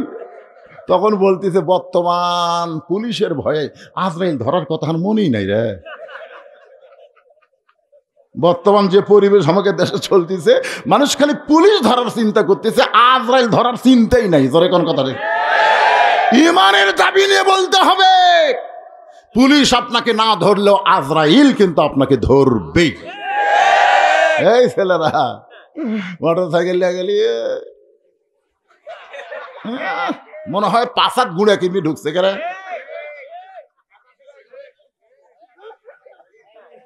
কি আছে না নাই? যুবকরা আছে না নাই? আজকে কয়েকজন গাড়ি লেগেছিল আমাকে আগেবারে তাইপুর। আমি চিন্তা করলাম, আল্লাহ রে, আর তো যে আসতে মোটরসাইকেল চলানো শুরু করলো, আমি ড্রাইভার কোনো খালি পিক পিক দিয়ে জোরে যাতো, তারপরে আরো জোরে ছাড়লো, মশান মারতেছে, ভিডিও করতেছে। রাগ করিস না বেটা, এইগুলো করবার যাই তো ট্রাকের তলে পড়ে মরে। জোরে কোন কথা ঠিক কিনা? কে কখন মরবে কেউ জানি না, তবে পুলিশ না ধরলেও আজরাইল ধরবে, এটা ঠিক। এই জন্য আল্লাহ বলেছেন, ইয়া আইয়ুহাল্লাযীনা আমানুত্তাকুল্লাহা হাক্কা তুকাতিহি ওয়া লা তামুতুন্না ইল্লা ওয়া আনতুম মুসলিমুন। ওর ঘর দৌড়াচ্ছে না, দৌড়ে আসছে। আশা আলীকে বলতেছে, ভাই তারিখ কর্ম। আলী বলতেছে, কিসের তারিখ? হোসেন বলতেছে, কিসের তারিখ? বিয়ার। ওমর কয়, বিয়ার তারিখ কেন? তুমি যে 3টা প্রশ্ন করবা, মেয়েটা তার উত্তর দিবার পারবে কি পারবে না তারই তারিখ। আলী বলতেছে, যে প্রশ্ন আমি জীবনে শুনিনি, আপনিও জানেন না, মেয়েটা কেমনে উত্তর দিবে? ওমর বলতেছে, আলী রে, মেয়েটা এমন কথা বলেছে, আমার বিশ্বাস মেয়েটা একলা নাই, মেয়েটার সঙ্গে আমার আল্লাহর সাহায্য আছে। কোরআনের আয়াতটা হলো নাসরুম, পড়েন, নাসরুম মিনাল্লাহি ওয়া ফাতুহুন করিব ওয়াবাশশিরিল মুমিনিন। তারিখ মোতাবেক ডান পাশে হযরত ওমর বসে গেছে, বাম পাশে হযরত আলী, মাঝখানে হোসাইন। সামনে একটা চাদর দেওয়া হয়েছে, চাদরের ওই পারে ওই 18 বছরের যৌবনা মেয়েটাকে বসানো হয়েছে। রে যুবকেরা, তোমাদের কাছে আমার প্রশ্ন হলো, ডান পাশে যিনি বসেছেন তার নাম ওমর, ধরে কেন তার নাম কি? আর বাম পাশে যিনি বসেছেন তার নাম হলো হযরত আলী। মাঝখানে হোসেন বসে, সামনে একটা চাদর দেওয়া, চাদরের ওই পারে 18 বছরের যৌবনা নারীটা বসে গেছে। এখন তোমাদের কাছে আমার প্রশ্ন হলো, সামনে চাদর দেওয়ার কারণ কি? সবাই বলেন কারণ কি? কিন্তু বেগম মমতাজ কি কইছিল? ওরে শরীয়তের মাওলানা, চোখ দুইটা করলা কানা, মনের পর্দা বড় পর্দা তোমরা খোঁজা পাইলা না, তেতুল হুজুর বুঝলো না। আপনার বলেন তো, তেতুল হুজুর মমতাজ কাক কছিল? না না, হামাক লয়, আল্লাহর ওলি, লক্ষ লক্ষ আলেমের ওস্তাদ আল্লামা আহমদ শফি রহমতুল্লাহ আলাইহিকে এই 2 টাকার গায়িকা তেতুল হুজুর কছে। ধরে কোন কি হুজুর? একটু মনোযোগ দিয়ে শোনেন। আহমদ শফি বলেছিলেন, তেতুল যেমন টক, টক দেখলে যেরকম মানুষের মন খাবার চায়, মেয়েরাও সেরকম টক। ওরা যদি বেপর্দা হয়ে ঘরে, একটা বুড়া মানুষের মনও কয় যে কি রে, কে দাদা, দাদা আপনি বুড়া মানুষ? কয় আমি বুড়া হতি ভাই, কিন্তু মন তো বুড়া হয়নি রে। আল্লাহর ওলি আহমদ শফি কি খারাপ কথা কইছে? আল্লাহ কোরআনে বললেন, ওয়াকরানা ফি বুয়ুতিকুন্না ওয়ালা তাবাররুজনা তাবাররুজাল জাহিলিয়াতিল উলা। কত সুন্দর কথা। মায়েরা, ও মা, আজকে তোমাকে ওয়াজ হচ্ছে মা। কি হচ্ছে কি হচ্ছে না? আপনাকে মনে হয় বাদ করতেছে না, আর এক জায়গায় শোনার দরকার নেই, কারণ বউ যদি ভালো হয়, বইয়ের পেটের বাচ্চাও ভালো হবে। ধরে কোন ঠিক কিনা? আমার এলাকার একটা মেয়ে মৃত্যু শয্যায়, পেটের বেদনা এত বেশি, শাশুড়ি বলতেছে মা তোকে সিজার করাবো, শ্বশুর বলতেছে মা তোকে সিজার করাবো, স্বামী বলে বউ রে তুমি মরে যাবা, তোমাকে সিজার করবো। ওই মা কান্দার বলে আমি মরবো না, আল্লাহ আমার ধৈর্যের পরীক্ষা নিচ্ছে। কি বলবো প্রসবের কথা, মা বিনে সেই ব্যথা কেউ তো বুঝিবে না।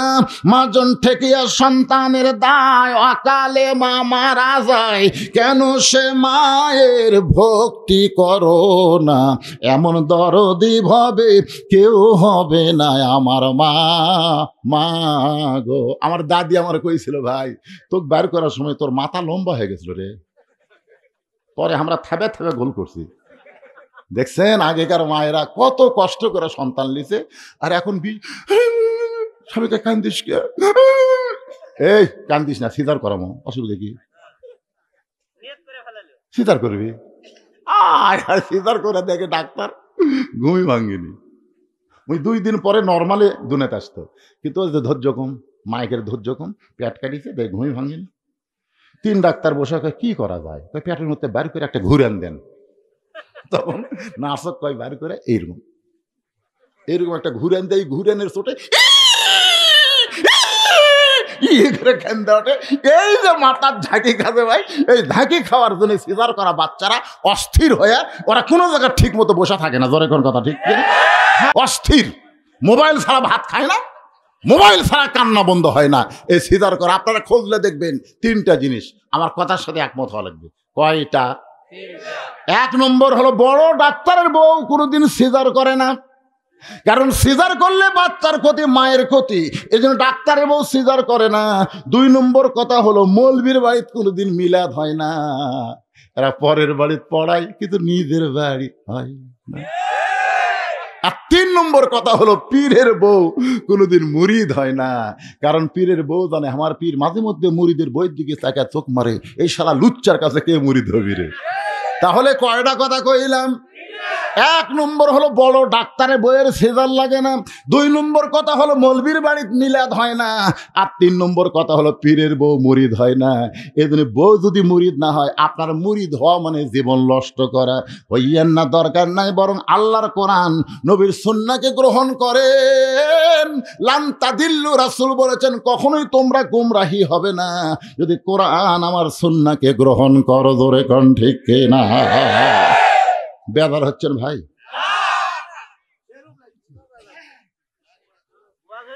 না ডাইরেক্ট লয় তো, অ্যাঙ্গেলে। আমাকে এখনই পুলিশ ধরবে আসবে, এই কিসের ডাইরেক্ট? না না না, ডাইরেক্ট কোনো কথা হচ্ছে, সব অ্যাঙ্গেলে মারে হচ্ছে, অ্যাঙ্গেলে মারে। আল্লাহর বান্দার একটু মনোযোগ দিবেন। সামনে সামনে পর্দা দিয়ে ওমর ফারুক বুঝাই দিলেন, মনের পর্দা যদি পর্দা হতো মমতাজের কথা মতো, তাহলে আপনার সত্যি করে বলেন তো ওমর ফারুকের মন ভালো না খারাপ? হোসেনের মন, আলীর মন, তাহলে সামনে চাদর দিলেন কেন? ওমর ফারুক বুঝাইলেন মনের পর্দা পর্দা না, পর্দা হলো আল্লাহর আইন। আল্লাহর আইন পর্দা যদি বর্তমান প্রধানমন্ত্রী চালু করে দেয়, আমাকে একটা ছেলেও মনির খানের গান গাবে না। কোথায় গেলা অঞ্জনা, মনির খান কোথায় গেলা অঞ্জনা, তোমার বিরহে বাঁশি নেই। এই রে 14ই ফেব্রুয়ারি কতগুলো কাজ দিতে, ফুলের মালা নিয়ে পার্কত বসে আছি, তুমি কোথায়? আব্বা দরজাত বসে আছে গো, আমার বাড়ি রে। শালা শয়তানের। আরে 14ই ফেব্রুয়ারি ভ্যালেন্টাইন ডে, এই ফেব্রুয়ারি মাসের মাঝখানে একটা দিন গেল ভাই রে। যুবকের একটু মনোযোগ দিয়ে শোনো। ওমর ফারুক বলেন হোসাইন এখন প্রশ্ন 3টা শুরু করো। কয় প্রশ্ন? এই এখন কঠিন আলোচনা, ওটা বসা, পেশাব পায়খানা কোনো কিছুই চলবে না। ওমর ফারুক বলে হোসেন এখন তুমি প্রশ্ন শুরু করে দাও। হোসেন বলে রে মেয়ে, বাবা একটু মনোযোগ দিয়ে শুনবেন, রে মেয়ে তুমি একলা একলা বসে আছো, তাই বলে মনে করার তুমি একলা হয়ে গেছো, বরং আমি হোসাইন বড় একা হয়ে গেছি। ওমর ফারুক কুনার ঘুতে দিয়ে বলে পাগল, তোর ডান পাশে আমি বসে আছি, বাম পাশে তোর বাপ বসে আছে, তুই কেমনি একলা হলি? হোসেন কান্দার বলে মেরে, আমার 2 পাশে 2 জন মহামানব দেহ নিয়ে বসে আছে, কিন্তু মনে মনে তোমার পক্ষ নিয়েছে। আপনারা বলেন তো উমর ফারুক কার পক্ষে? গত সংসদ নির্বাচনে নির্বাচন কমিশনারও কিন্তু আমি নিরপেক্ষ ভাই, নিরপেক্ষ ভাই, এক সময় কয় 9, এক সময় কয় 13, ঘুমোতে গোটা কয় 40। আপনারা কোন তো এটা নিরপেক্ষ? মনে মনে একটা দলের পক্ষ নিছে, ধরে কোন কথা ঠিক কিনা? ওমর ফারুক মনে মনে কার পক্ষে? হযরত আলী মনে মনে কার পক্ষে? এই কারণে হোসেনের কথা শুনে ওমর ফারুক চমকটে বলে, গো হোসেন, এখন তুমি তাহলে প্রশ্ন শুরু করে দাও। এবার হোসেন 3টা প্রশ্ন করবে। 1 নম্বর প্রশ্ন হলো, ও আমার মায়েরা, বাবাজিরা, সবাই একটু মনোযোগ দিয়ে শুনবেন। কোন দিকে তাকাচ্ছেন আপনারা? এদিকে তাকাতে কি শরম লাগতেছে? ইউটিউব বার করে দেখেন, ইউটিউব বার করে বদলু শীতকুটি রে, আজকে সরাসরি মালক দেখা যাচ্ছে, অসুবিধা কি? কোন দিকে তাকান চলবে না। প্রশ্ন এখন 3টা, উত্তর হবে, বিয়ে হবে, বিয়ে খাইয়া তারপরে বাড়ির যাবো। রাজি আছেন? কারা কারা 2 হাত তোলা আল্লাহকে দেখান। লিল্লাহে তাকবীর, হাত নামান। সন্তান আল্লাহর ওলি হয়। একজন খ্রিস্টান নেপোলিয়ান বলেছে, তোমরা যদি ভালো একটা সন্তান চাও তাহলে একটা ভালো মায়ের দরকার। এই কারণে হোসেন বলেছে, আমার মাকে জানো। সঙ্গে সঙ্গে পর্দার ওপার থেকে মেয়েটা বলতে, হোসেন, আপনার মাকে আমি চিনি। যেই বলছে চিনি, ওমর ফারুক জিব্বাত কামড় খাইছে। হোসেন মুচকি মুচকি হাসতেছে, আর হযরত আলীর চোখ দিয়ে দর দর করে পানি পড়তেছে। এমন একটা উত্তর দিছে, হোসেন বলেছে আমার মাকে জানো, আর মেয়েটা বলতেছে আমি চিনি। আপনি বলেন তো, জানা আর চিনা দুইটা কি এক? ওমর ফারুক জিব্বাত কামড় খায় মনে মনে চিন্তা করে, 3টা প্রশ্নের উত্তর তো দূরের কথা, প্রথম প্রশ্নই আউট। প্রথম প্রশ্নে আউট হয়ে যাবে। কারণ হোসেন প্রশ্ন করেছে আমার মাকে জানো, আর এই বেটি কয় আমি চিনি। কেরে পাগলি, হোসেনের মাকে পাড়া বেড়ানি নাকি? পাড়া বেড়ানি মেয়েকে সবাই চেনে, জোরে কোন কথা ঠিক কিনা? এটা অমুকের বউ রে, সামনে ইলেকশনে দাঁড়াবি রে, যার তারা হাত ধরে কয় একটা ভোট দিবেন ভাই। আপনি বলেন তো, মহিলা মেম্বার সবাই চেনে না? ওই মরার পরে 5 কাপড় দিয়ে ওর লাশ আবার খাটনি চাদর দিয়ে ঢেকে কোনো লাভ নেই। ফেরেশতা করে আল্লাহ বাঁচিয়ে থাকতে সগলি দেখেছে, মরার পরে এত কাপড় দিয়ে ঢেকে ওর লাভ কি? আল্লাহ কয় এটা বাংলাদেশ রে, ওই দেশে বাঁচতে মানে না রে, মরার পরে মানে রে। আপনাকে এলাকার মেয়ে মানুষ মরলে কয় কাপড় দেয়? কথা কন না কেন ভাই, কয় কাপড় দেয়? মরদ মানুষ মরলে হিজড়া, ও মরেইনি। ও আপনাকে এলাকার নাই? ও তাহিরপুর আছে, ওরা মরেনি এখনো না? আপনাকে এলাকার কোনো হিজড়াই মরেনি? কি কথা বারে, তাহলে ঝিনাইদহ হতে হিজড়া চেয়ারম্যান হলো, রংপুর এই যে জাতীয় পার্টির যে চেয়ারম্যান, ওরই সাথে এক হিজড়া এমপির ডানা ছিল, জানেন আপনারা? আপনারা কবর চাচ্ছেন, হিজড়া নাই। আমার মায়েরা, পর্দার অন্তরালে যারা একটু মনোযোগ দিয়ে শোনেন, হযরত আলীর চোখ দিয়ে পানি পড়ার কারণ হলো, আমি হোসেনের মাকে পুরোপুরি চিনতে পারি নাই, আর তুই কেমনে চিনবি? আমি স্বামী হইয়াই পুরাপুরি চিনতে পারি নাই। না চিনার পেছনে কারণ হলো, ফাতেমা হযরত আলীকে বুকের মধ্যে নিয়ে বলতেছে, স্বামী গো, আমি যখন দুনিয়া থেকে বিদায় নিব, আমার 3টা চাওয়া আপনি পুরা করবেন। 1 নম্বর চাওয়া হলো রাতের বেলা অন্ধকারে আমাকে কবর দিবেন। আমার 2 নম্বর চাওয়া হলো আমার কোনো জানাজার ব্যবস্থা করবেন না। আমার 3 নম্বর চাওয়া হলো আমার লাশটা খাটনিতে আপনি তুলবেন না, কারণ খাটনিতে চললে আমার দেহের ওজন পর পুরুষ বুঝতে পারবে। এই জন্য আমার লাশটা খাটনিতে তুলবেন না। আমার আর একটা চাওয়া হলো আমার কোনো জানাজার ব্যবস্থা করবেন না, কারণ দুনিয়ার সমস্ত পুরুষ যদি বলে ফাতেমা ভালো, আমার 1 তিল পরিমাণ লাভ হবে না। আর দুনিয়ার সব মানুষ যদি বলে ফাতেমা খারাপ, আর আপনি স্বামী যদি বলেন আমার বউ ভালো, স্বামীর সার্টিফিকেটে ফাতেমার জন্য 8টা জান্নাতের দরজা আল্লাহ করে দিল। তাহলে বউ ভালো হওয়া লাগবে কার কাছে? জোরে গান কার কাছে? কতগুলো মেয়ে মানুষ লাভ উল্টা কয়, খালি তুমি মত বুঝতে কথা, খালি তুমি। পাড়া খুঁজা দেখো, আমার বিরুদ্ধে কেউ নাই। রে মেয়া, পাড়ার লোকেরা তো ভালো কয়ে লাভ আছে। স্বামী যদি ভালো না কয় মা, আপনি কোনোদিন জান্নাতে যাবার পারবেন না। একদিন আল্লাহর নবী ফাতেমার ঘরের মধ্যে ঢুকে দেখে ফাতেমা কাঁদতেছে। ফাতেমার কান্না দেখে রাসূল বলে, ফাতেমা কি জন্য এমন করে কান্দিস মা? ফাতেমা বলতেছে, বাবা এমন একটা গরিবের সঙ্গে আমার বিয়ে দিয়েছেন বাবা। হাসান হোসেন কাঁদতে কাঁদতে ঘুমায় গেছে, ঘুম থেকে চেতন পাইলি তো আমার কাছে খাবার চাবে। এমন একটা গরিবের সঙ্গে আমার বিয়ে দিয়েছেন বাবা, আজকে 2 দিন হলে আমার কোনো কিছুই খাওয়া হয় নাই। সঙ্গে সঙ্গে রাসূল বলে, ফাতেমা আমার কলজায় আগুন ধরে গেল। ফাতেমা আর বলিস না, তুই যে গরিব আলীর বিরুদ্ধে আমার কাছে বলতেছিস, তুই কি জানিস আল্লাহর পরে কাউকে যদি সেজদা দেওয়ার হুকুম থাকতো তাহলে তোরে বলতাম আলীর পায়ে সেজদা কর। এই কথার দ্বারা নবী বুঝাইলেন আল্লাহ ছাড়া কাউকে সেজদা দেওয়া যাবে না, কিন্তু আল্লাহর পরে মেয়ে মানুষের কাছে সবচাইতে দামি ওই মহান ব্যক্তি হলো তার স্বামী। রাসূল বলেন, ফাতেমা তোর কিনি আঙ্গুলটা আমার হাতের মধ্যে দে। ফাতেমা যখন কিনি আঙ্গুলটা নবীর হাতের মধ্যে দেয়, নবী বলতেছে 33 বার সুবহানাল্লাহ পড়বি, 33 বার আলহামদুলিল্লাহ পড়বি, 34 বার আল্লাহু আকবার পড়বি। পেটের ক্ষুধা থাকলেও আল্লাহ তোর রুহের ক্ষুধা কমায় দিবে।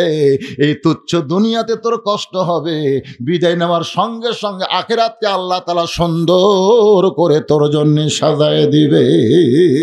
সঙ্গে সঙ্গে আল্লাহ জিবরাইল পাঠায় দিছে। নবী যখন ফাতেমাকে এই কথা বলতেছে, সঙ্গে সঙ্গে আল্লাহ জিবরাইল পাঠায় দিয়ে ঘোষণা করে দিল, বাল তুসিরুনাল হায়াতাদ দুনিয়া ওয়াল আখিরাতু খায়রু ওয়া আবকা। গভীর রাত্রে হযরত আলী ফাতেমাকে দাফন করলো। দাফন করার পর আল্লাহকে বলতেছে, আল্লাহ আমার বউ ফাতেমা বড় পর্দানিশী ছিল, যার কারণে রাতের বেলায় কবর দেওয়া হলো। আল্লাহ আল্লাহ তুমি তাকে কবুল করে নাও। এ কথা বলার সঙ্গে সঙ্গে তাকায় দেখে সামনে কয়েকটা পুরাতন কবর দেখা যায়। এইমাত্র ফাতেমার কবর দিছে, সেই কবরটার নাই। আলী গোটা জান্নাতুল বাকি দৌড়ের বলে, এখনই ফাতেমার কবর দিলাম। সেই কবরটা কোথায় গেল? কোথায় ফাতেমার কবর? কে যেন ডাকতে বলে, আলী রে, ফাতেমা পর্দানিশী, আমি আল্লাহ জোহরা ডিগ্রি দিয়া ফাতেমার কবরটাকে কিয়ামত পর্যন্ত পর্দা করে দিয়েছি। আমার মায়েরা যারা পর্দার অন্তরালে বসে বসে শুনতেছেন, মা আপনাদের 1 নম্বর আমল হলো পর্দা। এই পর্দাটা যদি গ্রহণ করতে পারেন, অন্য আমল যদি কমও হয়, আল্লাহ তারপরেও ফাতেমার সিগনেচারে জান্নাত দিয়া দিবে। সঙ্গে সঙ্গে হোসেন মুসকে মুসকে হাসতেছে, উমর জিব্বাত কামড় দিয়েছে, আর আলী কান্দিছে। অনেক সময় পাড়ি যায়, মেয়েটা আশ্চর্য হয়ে বলে, হোসেন আপনি প্রশ্ন করলেন, আমি উত্তর দিলাম, হলো কি হলো না? 3 বিচারক যে কিছুই বলেন না। ওমর ফারুক বলে, কেমনে হবে? তোমারে প্রশ্ন করলাম আমার মাকে জানো তুমি? কাউ চিনি? হোসেন মা ফাতেমাকে চিনবা কেমনে? সঙ্গে সঙ্গে মেয়েটা বলে, হোসেন আপনার মায়ের চোখের ভুরু জোড়া ছিল। হোসেন আপনার মায়ের বাম গালে কালো একটা তিল ছিল। আপনার মায়ের থুতুনির তলে লাল একটা দাগ ছিল।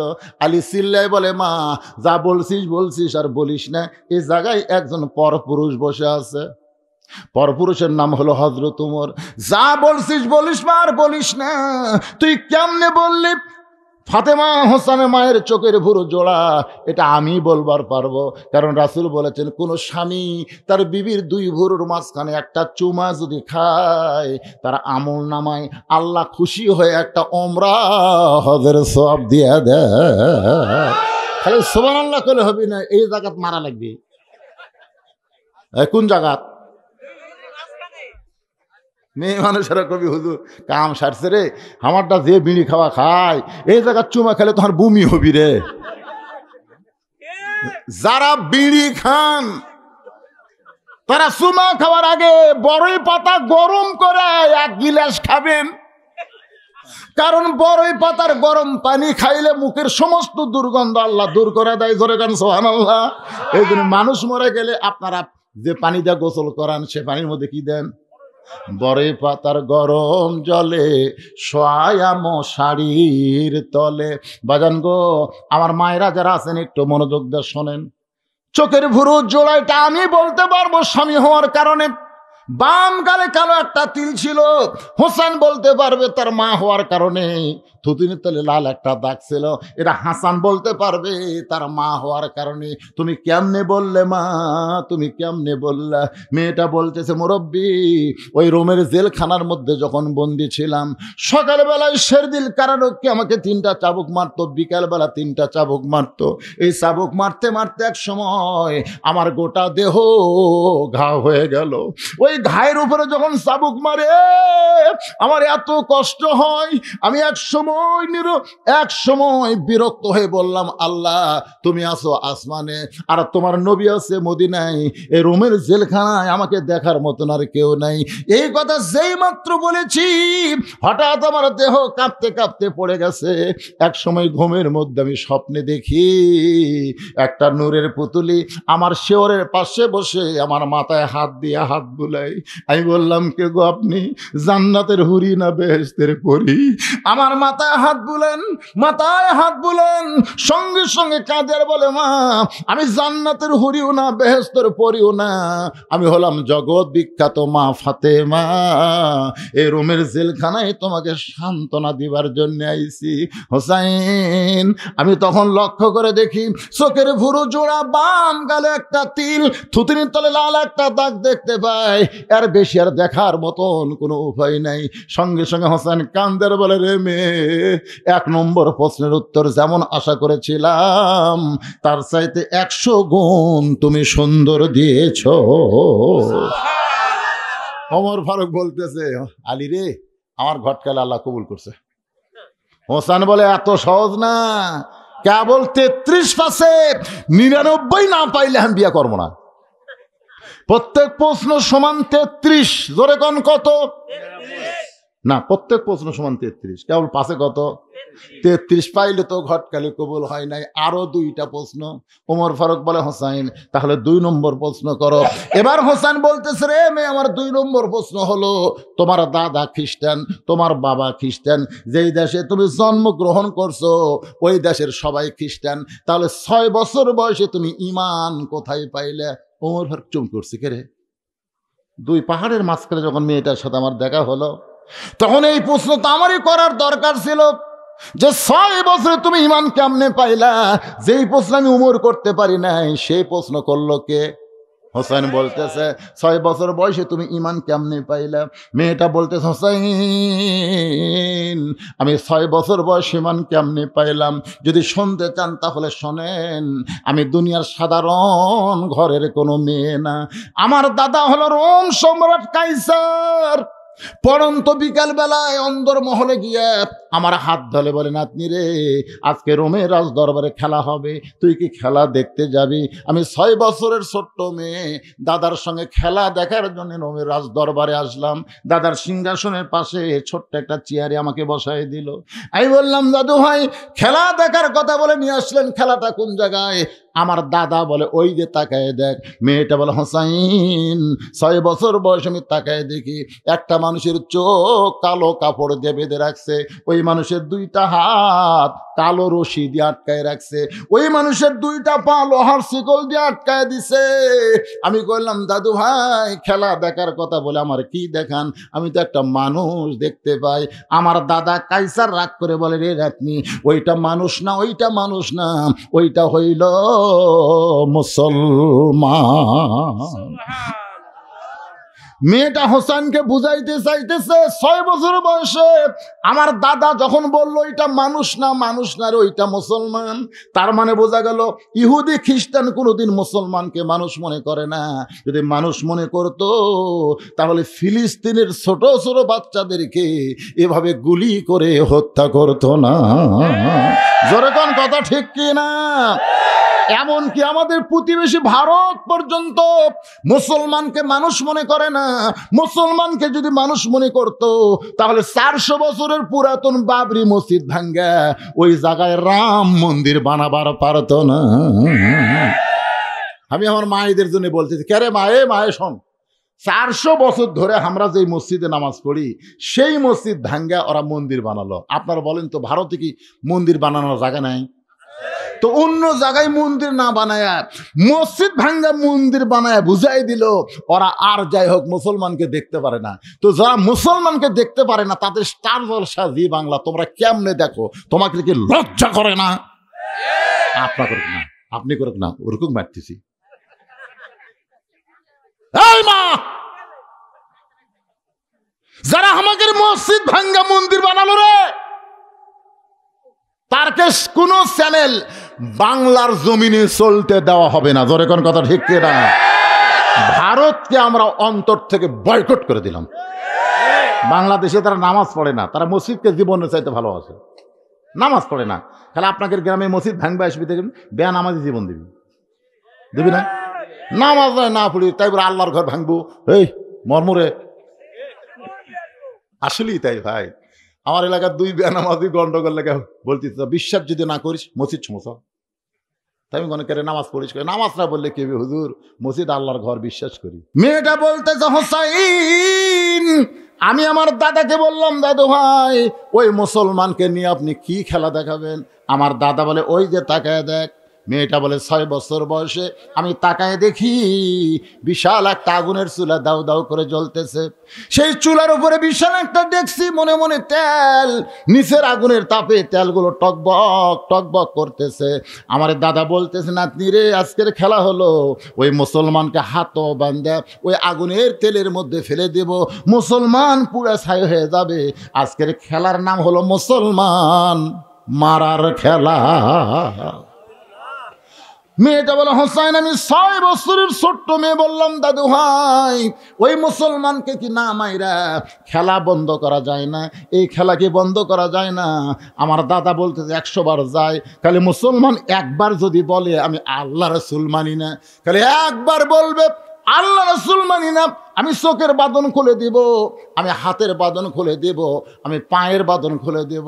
তাকায় দেখ আমি সব বান্ধা রাখছি কিন্তু মুখটা কিন্তু বান্ধি নাই, মুখটা কিন্তু খোলা আছে। সেই মুখটা দিয়ে খালি একটা বার বলুক আল্লাহ রাসূল মানি না, সঙ্গে সঙ্গে হাতের বাঁধন চোখের বাঁধন পায়ের শিকল খুলে দেব।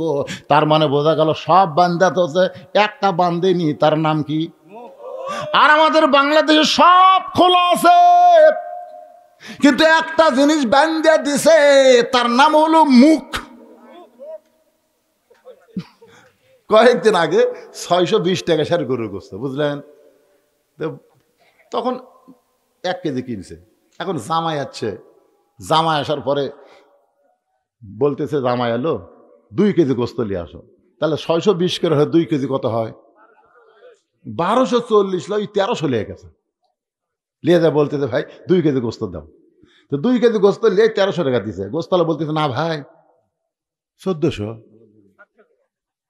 যেই কথা 1400 ওই ফট করে যে কষায় হাতে দাও থাকে না, ওই দাও কাটালিস, দাও কাটালে যেটা তো গোস্ত ই করে ওটা লাত্তিতে ফেলে দেয়। এই এই শালা কত হচ্ছে ভাই আপনি যা দিবেন তাই, আপনি যা দিবেন। এতদিন মুখ বন্ধ থুজি দেখে তোরা যাচ্ছে তাই আপনি যা দেবেন তাই। 1200 লিয়ক 2 কেজি গোস্ত দিতে সবাই 700 করে কিনতেছে। কিন্তু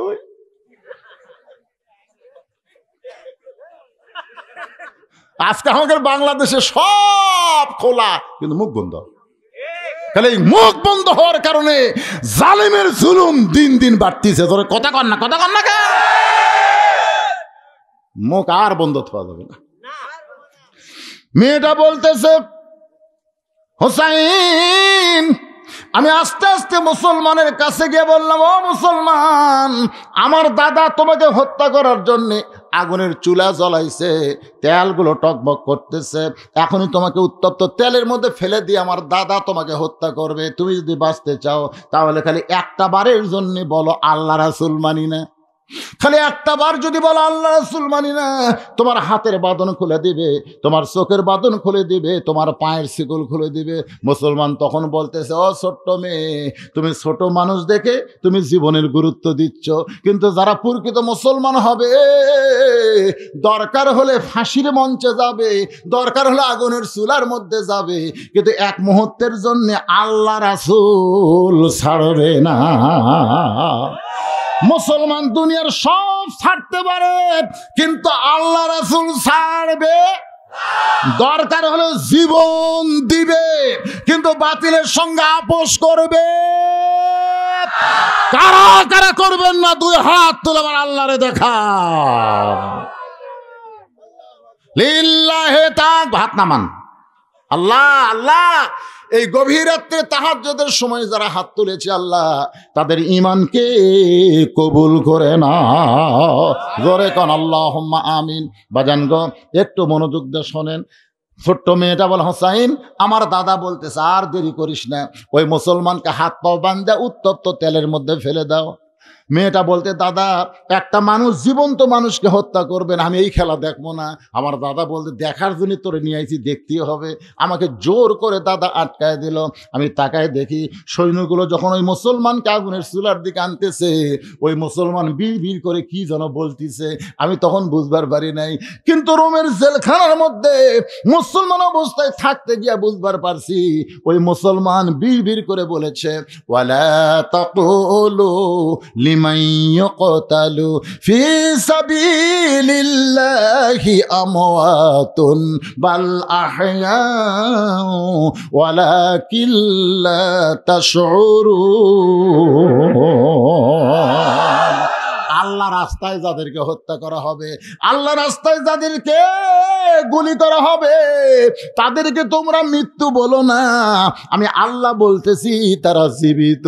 ফিলিস্তিনে যারা মরতেছে একটাও কিন্তু মরতেছে না, তারা সবাই জীবন পাইয়া শহীদ হইয়া আল্লাহর জান্নাতের মধ্যে ঢুকতেছে। ধরে কোন কথা ঠিক কি না? মেয়েটা বলে, হোসাইন রে, ওই মুসলমানকে যখন আগুনের চুলার মধ্যে ফেলে দেয় তখন ওই মুসলমান একটা মধুর বাণী উচ্চারণ করে। সেই বাণীটা হলো লা ইলাহা ইল্লাল্লাহু মুহাম্মাদুর রাসূলুল্লাহ। আমি ওইটা আমার কানের মধ্যে দিয়া আমার কলিজার মধ্যে যখন ঢুকে যায়, আমি তখন আর থাকতে পারি না। এক দৌড়ে এসে আমার মাকে বললাম, মা লা ইলাহা ইল্লাল্লাহ মুহাম্মাদ রাসূলুল্লাহ। আমার মা বল, তুই না দাদার সঙ্গে খেলা দেখতে গেলি, এই মুসলমানের কলমা কোথায় পাইলি? এ কলমা কইলে তোর দাদা তোর বাপ তোকে হত্যা করবে, কলমা ছাইড়া দে। আমি তখন বললাম, মা আগুনের চুলার কাছেও মুসলমান যেই কলমা ছাড়ে না, এই কলমাওয়ালারা কোনোদিন মরে না। মেয়েটা বলে, হোসাইন 6 বছর বয়সে খ্রিস্টান আমার দাদার সামনে এইরকম মুসলমানকে আগুনের চুলার মধ্যে ফেলে দেওয়ার সময় আমি ইমানটা পেয়ে গেছি। হোসেন বলে, রে মেয়ে, 2 নম্বর প্রশ্নের উত্তর যেমন আশা করেছিলাম তার চাইতে 1000 গুণ তুমি সুন্দর দিয়েছ। ওমর ফারুক বলতেছে, আলী ভাই আমার ঘটকালে আল্লাহ কবুল করছে। হোসেন বলতেছে কেবল 1st ক্লাস পাসে, কিন্তু গোল্ডেন এ প্লাস পাওয়া লাগবে। কারণ আমি যেমন তার মেয়েকে বিয়ে করবো না, কমপক্ষে গোল্ডেন এ প্লাস পাইলে 99। ধরে বলেন কত? 90। ওমর ফারুক বলে, হোসাইন তাহলে 3 নম্বর প্রশ্ন করো। এবার হোসেন মেয়েটাকে লক্ষ্য করে 3 নম্বর প্রশ্ন করতেছে। 3 নম্বর প্রশ্ন হলো, রে মেয়ে, বিয়ার পরে, বিয়ার আগে না। এই মুসলমান যুবকেরা, বিয়ার আগে কোনো কিছু করা যাবে? বলতেছে, তুমি যদি চাও আমি সাগর পাড়ি দেব, তুমি যদি চাও আমি পাহাড় ডাঙ্গাবো। শালা 1 কিলো হেঁটে পারিস না, অটো ভ্যান চড়িস, তুই আবার সাগর পাড়ি দিব?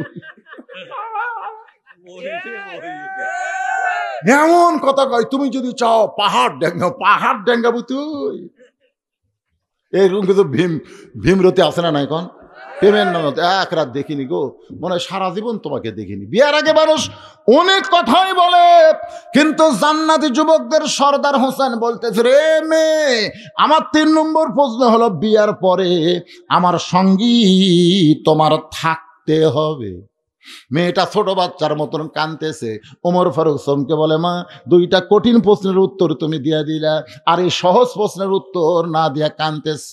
মেয়েটা বলছে, আমিরুল মুমিনিন, হোসেন যে প্রশ্ন করেছে বিয়ার পরে আমার সঙ্গেই তোমার থাকতে হবে, আমি যদি বলি আমি থাকবো, এই সস্তা কথা হোসেনের পছন্দ হবে না। হোসেন এমন কিছু আশ্বাস পেতে চায়, সে উত্তর আমার দেওয়া বড় কঠিন হয়ে গেছে। ওমর ফারুক বলে, মা, তাহলে দুইটা প্রশ্নের উত্তর দিলে 3 নম্বর কি পারবা না? মেয়েটা সমানে কাঁদতেছে, কাঁদতে কাঁদতে হঠাৎ এক সময় বলে, হুসাইন, আল্লাহর একজন নবী ছিল, সেই নবীর নাম হলো আয়ুব নবী। আয়ুব নবী খালি নবী ছিল না, আল্লাহ তাকে বাদশাহীও পর্যন্ত দিয়েছিল। আয়ুব নবী এক সময় চাকর বাকর নকর বহু কিছুই তার ছিল, অনেকগুলো বিবিও তার ছিল, বাদশাহী ছিল, কিন্তু আল্লাহ আয়ুব নবীকে এমন একটা অসুখ দিল, সে অসুখটা হলো তার দেহের মধ্যে পছন্দ হলো। এক সময় দেহ পয়সা মন দুর্গন্ধ হলো, আয়ুব নবীর চাকর বাকর বাদশাহী নবী সব চইলা গেল। আয়ুব নবীর সাইরা সবাই যখন চইলা যায়, মানুষের দেহ পচার গন্ধ লোকালয় সহ্য করতে পারে না, আয়ুব নবীর জঙ্গলে ফেলে দিয়ে আসলো। সবাই যখন আয়ুব নবীকে দূর দূর করে তাড়ায় দিছে, ওই সময় একটা বিবি আয়ুব নবীর ছাড়ে নাই, সেই বিবির নাম হলো রহিমা। ওই রহিমার মতো বিয়ার পরে আপনার সঙ্গে আমি থাকতে চাই। হোসেন বলতেছে, আমার বাবার মতন মহামানব যেমন মেয়েকে পছন্দ করেছে, আর উমরের মতন মহামানব যখন ঘটকালি করেছে, এই বিয়া না করে থাকা যায়? উমর বলতেছে, বাবা, বলে আমরা বুঝিছি বাবা, এটা আগে কওনি, এখন কাউকে বলে এই ওয়াজটা তো যুবক করুক শুনে লাগবে, ধরে কোন কথা ঠিক কিনা? আজকে যারা শুনলেন খালি ওয়াজ শুনলেন, ওয়াজের মধ্যে বহু কিছু আছে, ধরে কোন ঠিক কিনা ভাই? বিশ্বাস করেন, আমার অসুস্থ হওয়ার পরে আমি এত লং টাইম কোনো জায়গাতে ওয়াজই করিনি। আজকে আপনাদের এই মাহফিল লেওয়া ছিল আমার কয় বছর আগে জানেন? এক সময় ওরাও ভুলে গেছে, আমিও ভুলে গেছি না, পরে আবার দিছিলাম। পরে এই শোনেন, পরে 19-এর পর আবার তারিখ দিয়েছিলাম, হ্যাঁ, তাহিরপুর তারিখ দিয়েছিলাম, কিন্তু ভাইয়ের আমার কয় না, আমি নিজে মোবাইল করে করলাম, কে ভাই খবর কি? হুজুর আমরা তো মাহফিল করতেছি না, কিন্তু করতেছি না তো 4-5 দিন আগে, তাও করিস না কেন?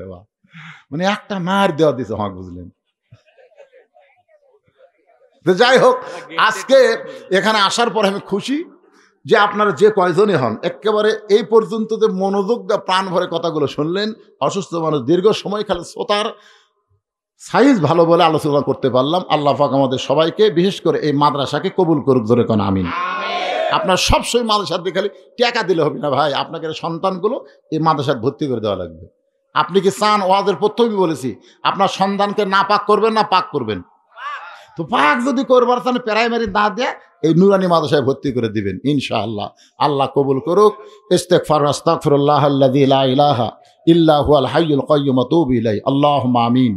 আল্লাহুম্মা আনতাস সালাম ওয়া মিনকাস সালাম, তাবারাকতা ইয়া যাল জালালি ওয়াল ইকরাম। যাদের বাপ মা কবরে গেছে সবাই বলেন, রব্বিরহামহুমা কামা রব্বায়ানি সগীরা।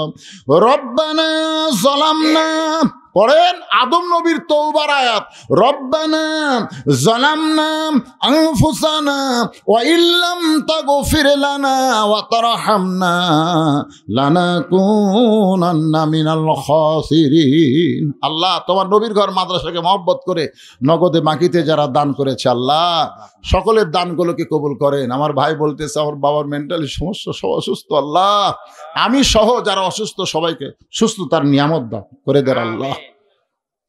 আয় আল্লাহ তাআলা গোটা বিশ্বের মুসলমানকে হেফাজত করেন, খাস করে নন্দীগ্রাম, শেখপাড়া আশেপাশ থেকে যারা আজকে পাগলগুলো এত রাত পর্যন্ত তোমার কোরআনের আলোচনা শুনলো, তাদের সকলকেই 5 ওয়াক্ত নামাজি বানায়া জান্নাতি কবুল করেন। আমার মায়েরা পর্দার অন্তরালে বসে বসে শুনেছি, আল্লাহ আজকে পর্দার উপর অত্যন্ত গুরুত্বপূর্ণ আলোচনা করেছি। আমার মা বোনদেরকে মা ফাতেমার মতন পর্দানশী কবুল করে নেন। যুবকগুলোকে আল্লাহ 5 ওয়াক্ত নামাজি কবুল করেন আল্লাহ। মুরব্বীগুলোকে আল্লাহ আপনি হায়াতে তাইবা দান করেন, সুন্দর মন মানুষকে দান করেন। আল্লাহ কে কোন নিয়তে হাত তুলেছে সকলের নেক নিয়ত নেগাসা কবুল করেন। যেদিন আমাদের মৃত্যু হবে দিনটা যেন জুমার দিন হয়, মাসটা যেন রমজান মাস হয়, ইমানের সাথে ইজ্জতের সাথে দুনিয়া থেকে যেন বিদায় নিতে পারি, কবুল করেন। আজকের মাহফিলের সম্মানিত সভাপতিকে আল্লাহ কবুল করেন। আল্লাহ সামান্য কয়েকদিনের মধ্যে এত বিশাল একটা আয়োজন করেছে, কত কষ্ট কত ধকল তাদের উপর দিয়ে চলে গেছে। আল্লাহ এই মাহফিলের বিনিময়ে মাহফিল কর্নেওয়ালাদেরকে জান্নাতি কবুল করে নেন আল্লাহ।